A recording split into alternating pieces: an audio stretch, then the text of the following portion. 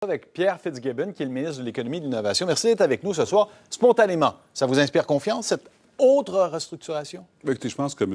Ian Edwards, le nouveau CEO, a voulu faire sa marque, puis d'expliquer au marché financier quel est son plan de restructuration, plan qu'il avait déjà conçu quand il était chef de l'exploitation. Alors, je pense que c'est des bonnes nouvelles pour le marché dans le sens de connaître quelles vont être ses intentions. Mais spontanément, le marché n'a pas bien réagi. À Toronto, perte de 6 de valeur. Sachant aussi, bon, c'est inquiétant pour les investisseurs, mais pour nous aussi, le principal actionnaire, Caisse de dépôt et placement, c'est nous tous.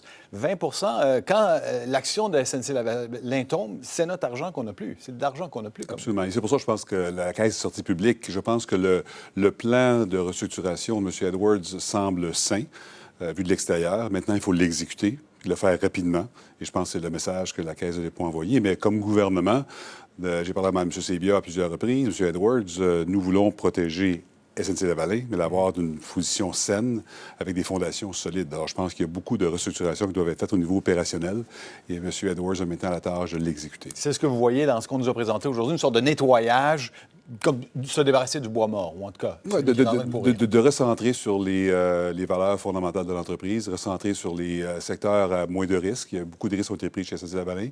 On a vu des choses qui sont passées dans certains pays. Alors, je pense que ce qu'ils ont restructuré, ce qu'ils ont dit comme restructuration, de prendre moins de risques ou des contrats à prix forfaitaire, je pense que c'est la bonne décision. Ça devrait être rassurant. Bon, vous savez très bien que c'est sinon peut-être le plus gros, un des plus gros sièges sociaux ici au Québec. Notre peur, c'est de le perdre parce que là, l'action de SNC-Lavalin a perdu plus de la moitié de sa valeur sur un an. C'est quand même beaucoup. Ça devient une proie tentante pour d'autres sociétés. Qu'est-ce qu'on peut faire pour empêcher ça? Bien, je pense qu'il y a deux enjeux, l'enjeu financier et l'enjeu opérationnel. L'enjeu financier, la Caisse de dépôt est déjà au capital, à 20 de détention.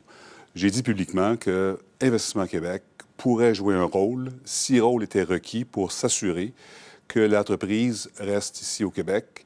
Mais le plus important aujourd'hui, ce n'est pas le côté financier, c'est le côté opérationnel. Et moi, je suis très, très sensible au fait que le plan de M. Edwards, je lui ai parlé, je ne suis pas un expert en ingénierie, mais j'aime ce que j'ai entendu, et je lui ai réitéré ce que M. Sebia lui a dit. L'exécution de ce plan-là est très importante, et nous serons là comme observateurs pour l'instant, parce qu'on ne va pas rien faire au niveau opérationnel, mais s'il faut prendre action au niveau financier pour aider la détention des emplois et du siège social, on va le faire. Mais l'enjeu n'est pas là aujourd'hui. L'enjeu, c'est vraiment d'exécuter de façon très, très précise le plan de restructuration. Et du coup, on donne la chance au PDG de SNC-Lavalin. Absolument.